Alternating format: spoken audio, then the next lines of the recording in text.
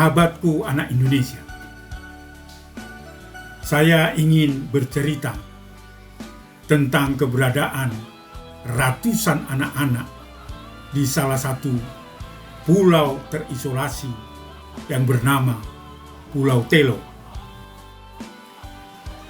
Pulau Telo ini dapat ditempuh dengan jarak 44 mil dari ibu kota Nias Selatan, Teluk Dalam.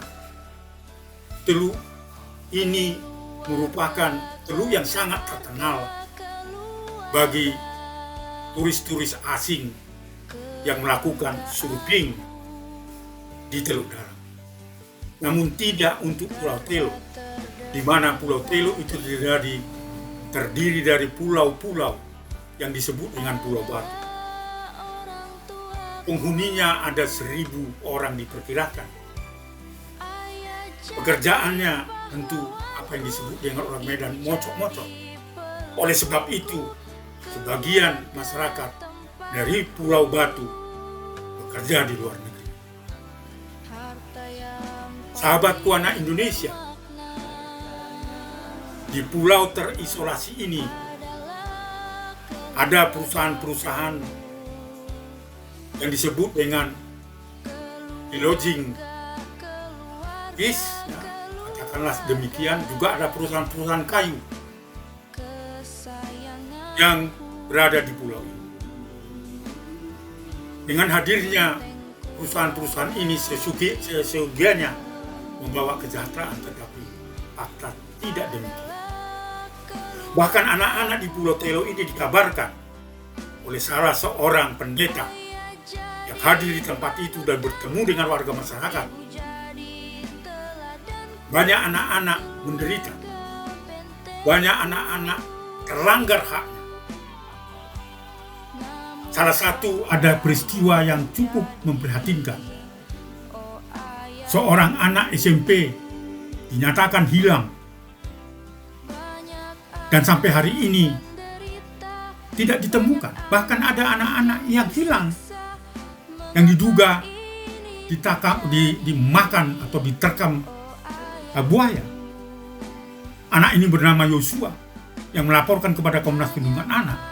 Peristiwa-peristiwa tindak pidana yang ada di sana itu tidak terungkap dengan baik karena pihak keamanan di sana, dalam hal ini Polres, sangat-sangat kurang, sehingga tenaga-tenaga untuk menegakkan hukum, memberikan pembelaan terhadap anak dan pelanggaran terhadap anak menjadi lemah.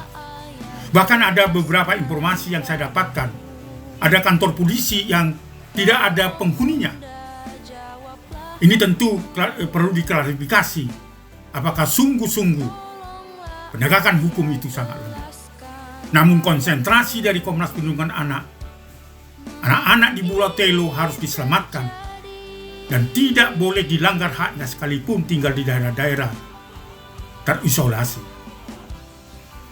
Untuk Bupati Nias Selatan, jangan main-main terhadap keberadaan anak. Karena anak adalah generasi penerus bangsa, generasi penerus keluarga, bahkan generasi penerus Nias Selatan.